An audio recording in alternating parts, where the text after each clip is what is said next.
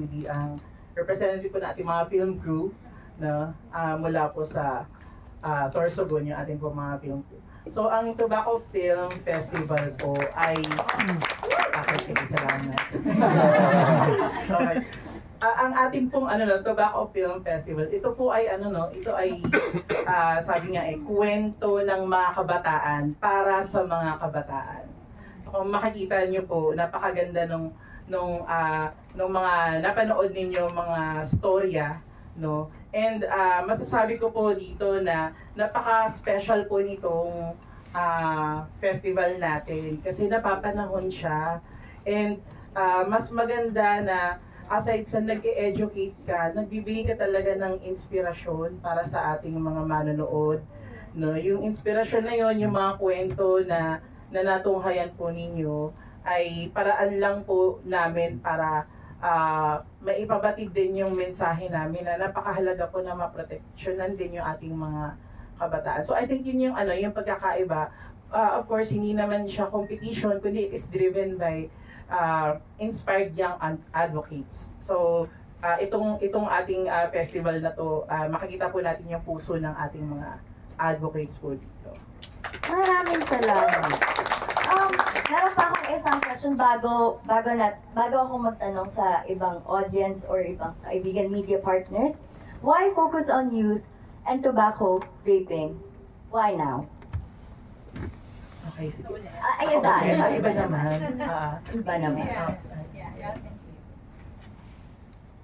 Actually, that question is very napapanahon dahil we saw how vaping, for example, skyrocketed in recent years.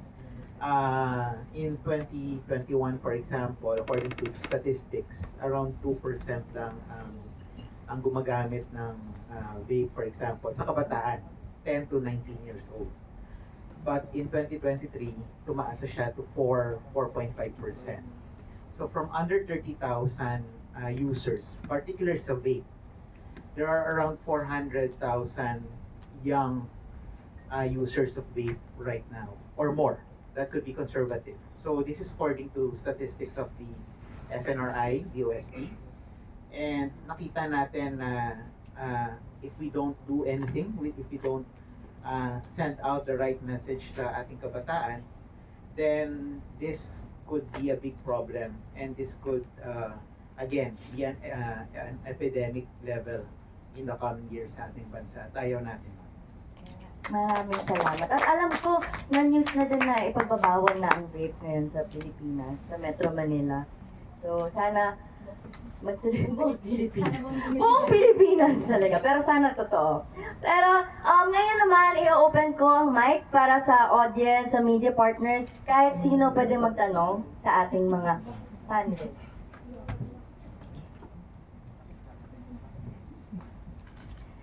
Go lang. Go na. Habang naghihintay tayo ng katanungan, from a storyteller's perspective, ay, talaga may mic, malakas naman boses. Sanay po ako, baka bigla ako mag-report.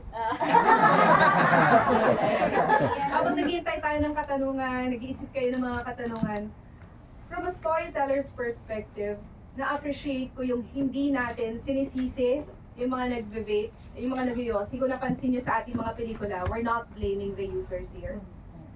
But we have so much to do. We have so much to do as a community, as a system. So, ilang beses ko nung napanood itong mga reels, alam ko yung mga napagdaanan ng mga filmmakers dito, hindi siya madaling mensahe. Hindi siya madaling mensahe. And from a storyteller's perspective, again, wala tayong sinisisi na user. Ang kailangan nating papanagutin ay yung mga malalaking tobacco industry na patuloy na hinihimok yung mga kabataan with their plate, yung mukhang mga laruan na vape, na mukhang cool yung pagyoyosi. And that we didn't see in the stories. And as a journalist, I know how valuable our voice is in this kind of concern, in this kind of issue. And I know your power, the press here, I know your power in amplifying this kind of issues. Kaya hindi namin siya basta-basta mensahe sa pelikula lang, hindi nahihinto sa pelikula lang, but we are trying to tell you something here. Now, this is not really for our current generation. Hindi na sa generation natin eh. I am assuming magkaka-generation tayo. Sinasama kita. Magkaka-generation tayo. Pero kahit para na lang sa kanila. Katulad ng sinabi ko kaninang opening, pwede natin isuko yung mga bagay na tingin natin nagpapasaya sa atin para sa ating mga mahal sa buhay, para sa mga kabataan. And I like that na nag-resonate yun sa mga stories. Gusto ko palakpakan naman natin mga filmmakers and and I am sure with this, through these films, through this documentary, makakatulong tayo kahit papaano na hindi maging epidemya. Tama ba yung aking terminolohiya? Hindi maging epidemya ang pagyoyosi, yung dangers of vaping and smoking. Yan, baka may tanong na sila. Closing remarks ka. Huwag ka mag-close dyan. Okay, questions po from the Questions? media, yes? There. Nag-host bigla. Thank you. Yeah, I'm Danny Vivas from Daily Tribune. I don't understand the bula. You mean the bula can... That's a game children play. I played that when I was young, but we were not blowing it. We were just... You just have a wire, then just like that. But was that really harmful? Is that what you're saying? That bula could kill? Or was that just a metaphor or something? We used it po as a symbolism po for the vape, for the smoke. Kasi parang ayaw po namin na parang throughout the film puro vape lang po yung nakikita. And we wanted it to parang from the lens of the child po na ina-idolize niya po yung kuya niya. So nakikita niya ito as something na something to idolize po, and like something na parang gusto niyang matutunan din. Kaya po bubbles yung ginamit po na. You haven't heard feedback. That can be confusing. I played that when I was young. You were just doing like that with the so that could be confusing to some people. That it's dangerous to be playing those soap bubbles, and it will lead to smoking. Unless you have findings that all those who played those soap bubble making will eventually become smokers. Ayun po, we use it as a metaphor lang naman po. No anything naman po connection for playing the bubbles po. Oh, that's more art than Yes, it's teaching. art. Yeah, it's a That's all I'm saying. That's more art. I appreciate it as art, but I do not appreciate it as a teaching of avoiding people to smoke. You could have shown that guy going through something else, but that would be long. Not even just implying that blowing bubbles can cause smoking. That's not acceptable. If I may add, Sir Danny. Kasi, Again, if I may add, there's a trend on TikTok now that they're using, that they're blowing bubbles instead of vape. So I think the audience, they're trying to get the attention of the young audience here who are on TikTok. On TikTok, there's a trend that hindi kami nagyoyosi, so nagbabubbles na lang kami. So it speaks to the language of the young audience that they're targeting, Sir Danny. yeah. So I hope those who will watch it, they will catch the art of it. But I do Yes. appreciate the art of it. Thank you, I'm not sir. saying it's a bad film at all. Yeah. I find it poetic, and yet I'm worried that some people might mistake it. But I like the film. Not to worry. Thanks, I Sir like Danny. it. Questions from our friends in the media? Feel free lang. No. Ayan, si Sir. Maybe I can just ask without the microphone. But well, I think you have an intended audience also for these short films. I'd like to ask, like, what are the plans for distribution as far as these films are concerned? Because earlier, I was also having a hard time of finding out where to watch it, how I could actually watch it, and then there were some information also that this only will be shown to invited guests in the main program on the 13th.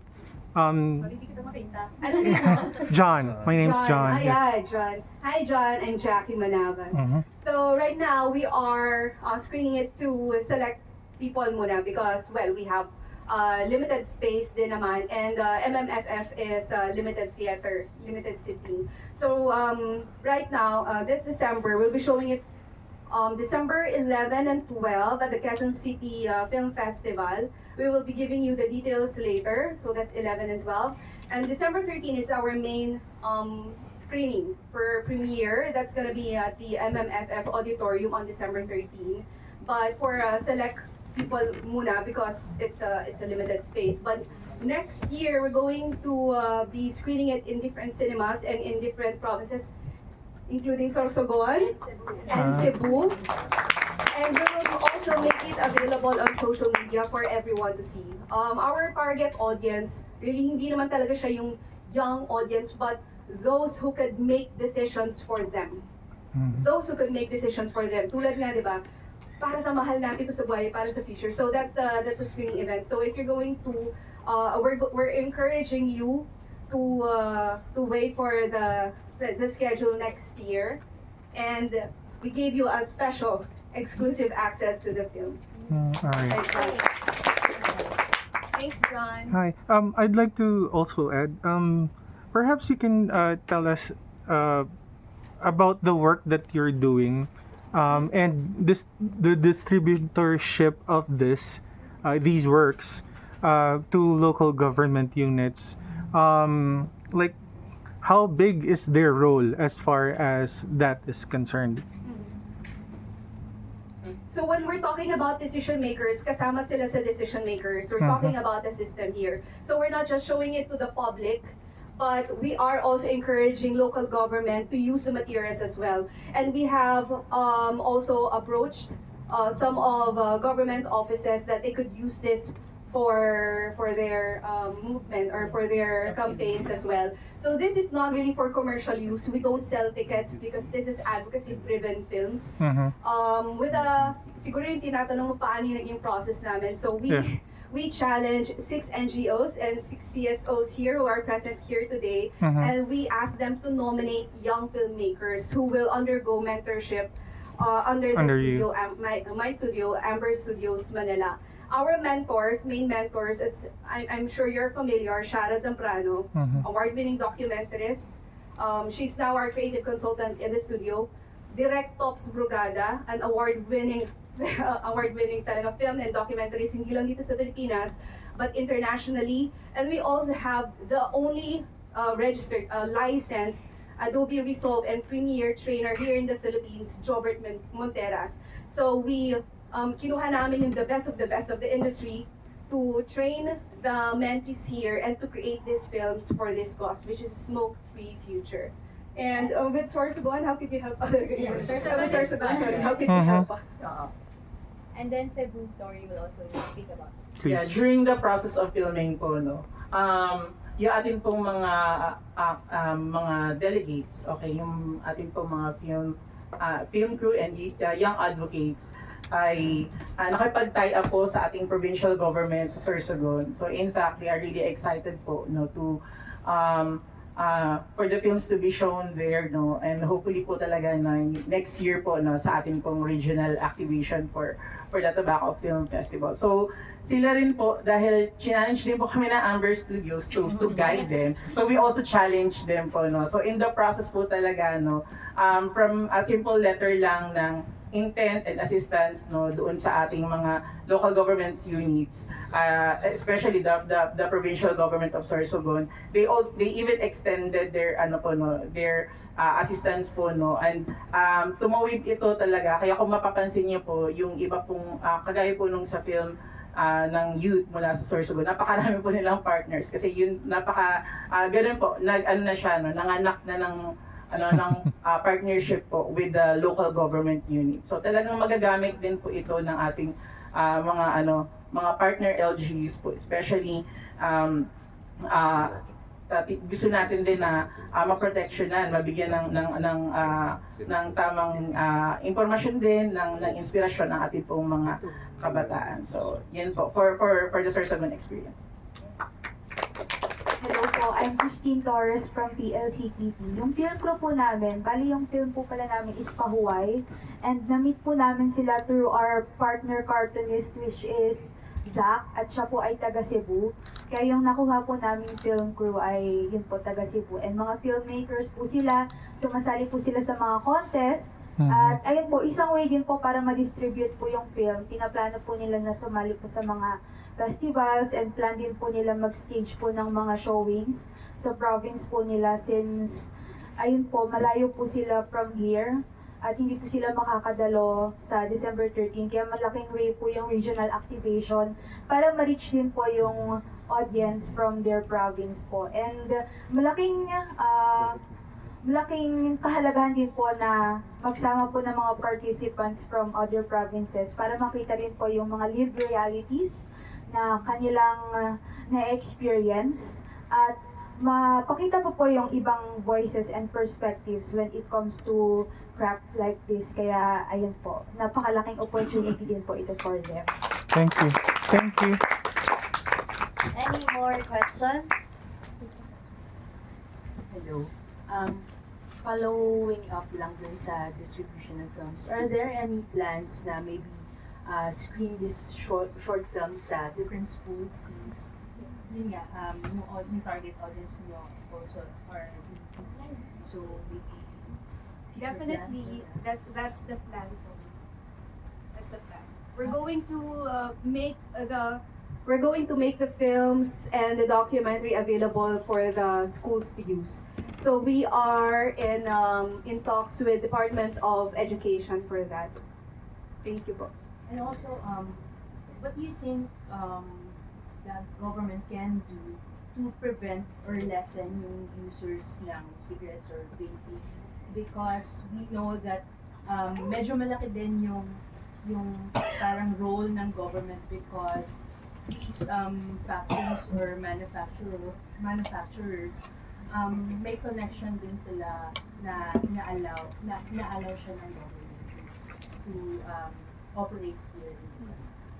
As a young advocate, we are really informed by our mentors and our yes I'm Gia from PSFM. So the PSFM recently had a general assembly kahapon. So we actually talk about it po, the legislative and policy updates. And those policymakers who are in the power, no, they have the real authority and power to change something.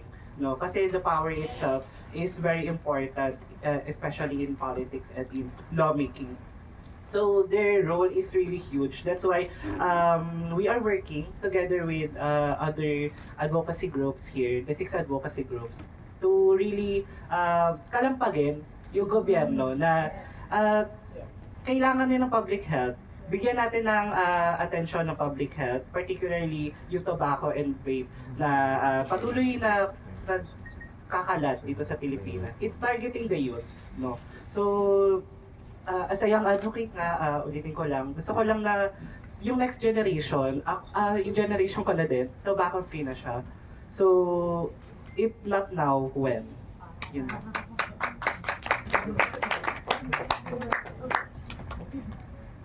As a young advocate. Ako young advocate. Ang aking masishare is really in particular, hindi lang yung national government. I think local governments, as you can see, have a big role.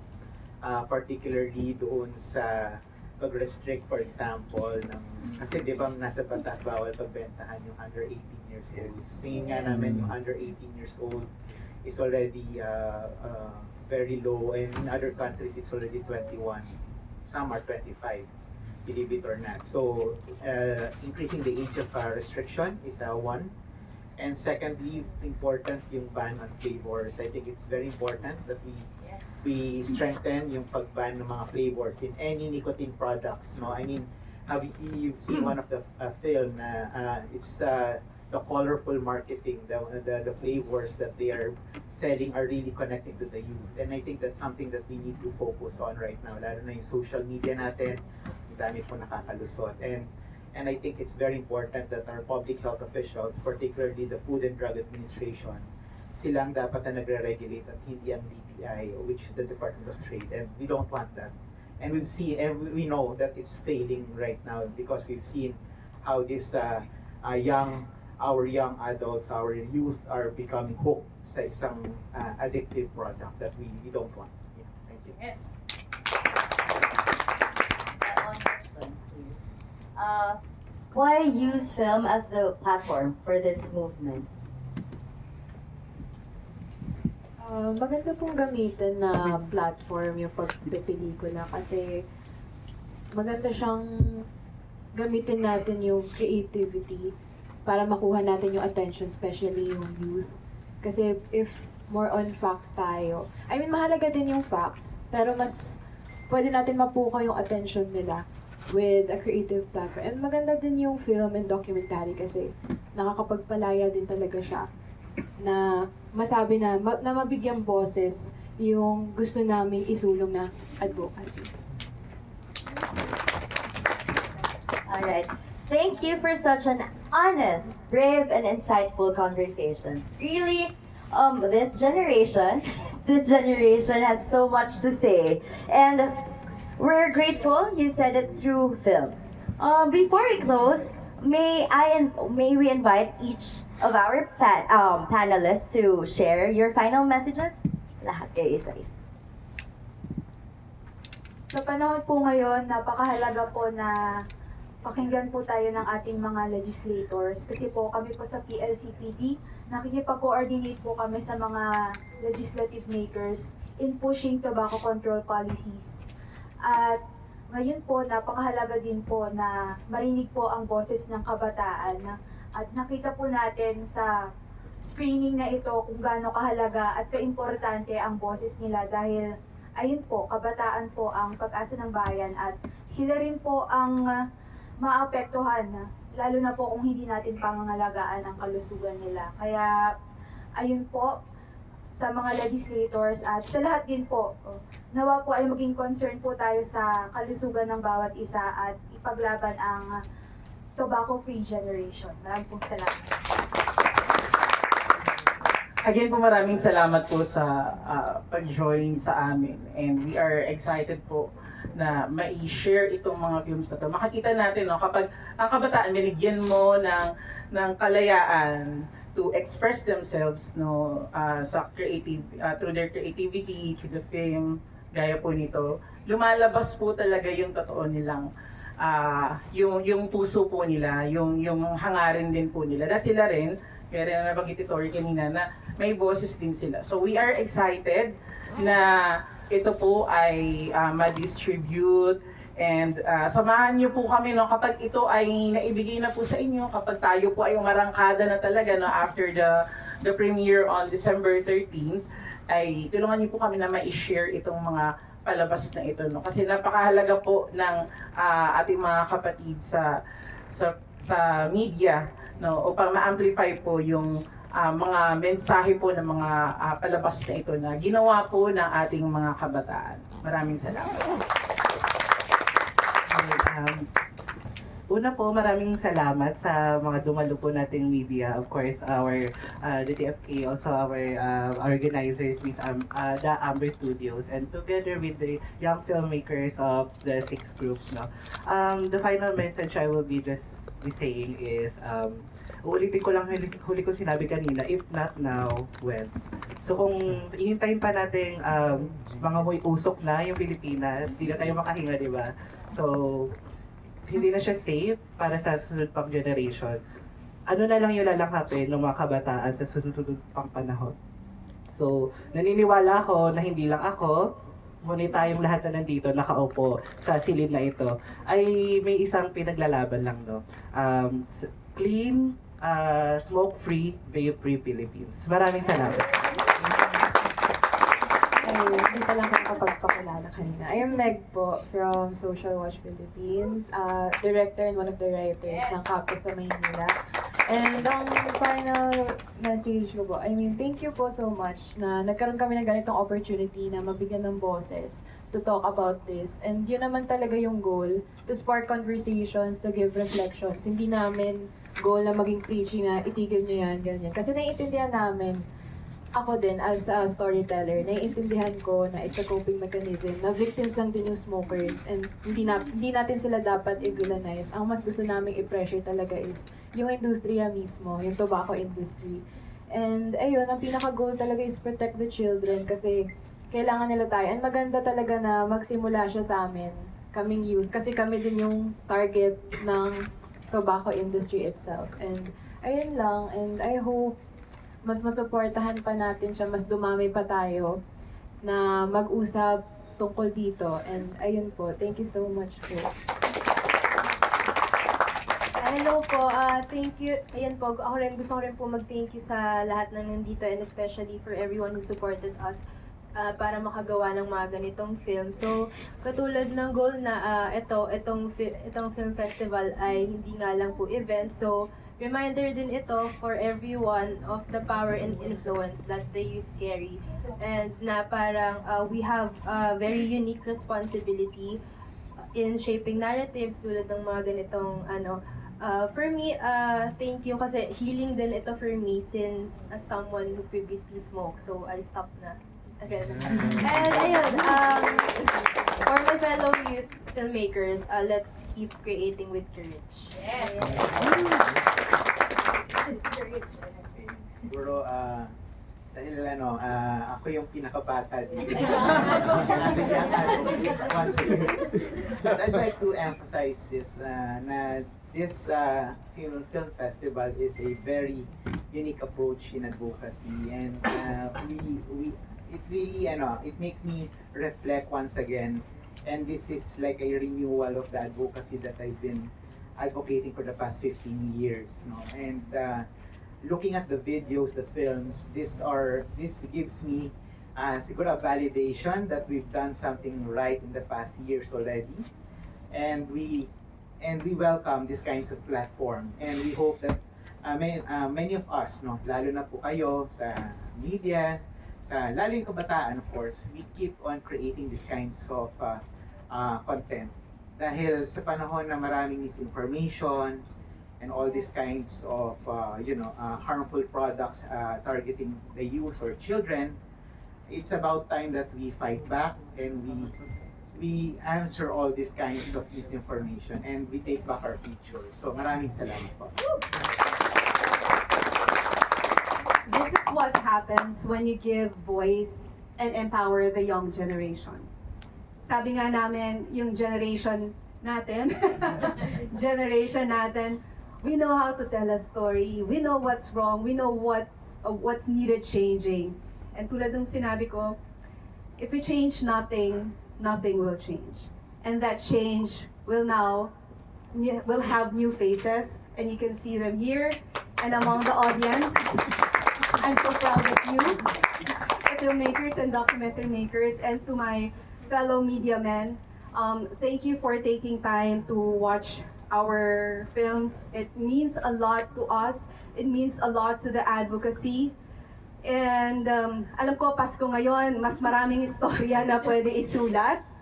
Pero ito, gamitin nyo na tong regalo para sa kabataan, para sa kinabukasan nila. And hindi ito matatapos ngayong araw. Magkakaroon pa kami ng sunod-sunod na screening sa mga susunod na taon. And who knows, di ba? Sa mga susunod pang dekada, magkaroon na ng kinabukasan na, na smoke-free. Na-touch kasi ako sa mga, ilang beses ko kasi napanood yan. Ang pinaka-importante, hindi pa ito pinaka-importante, pwede nyo pong balikan yung mga posters, yung show bill, meron po kayong kopya sa mga tote bag nyo, at ito ang pinaka-importante, tulad ng ginagawa ni Miss Luisa here. May popcorn tayo sa labas. So Merry Christmas, maraming salamat po sa lahat ng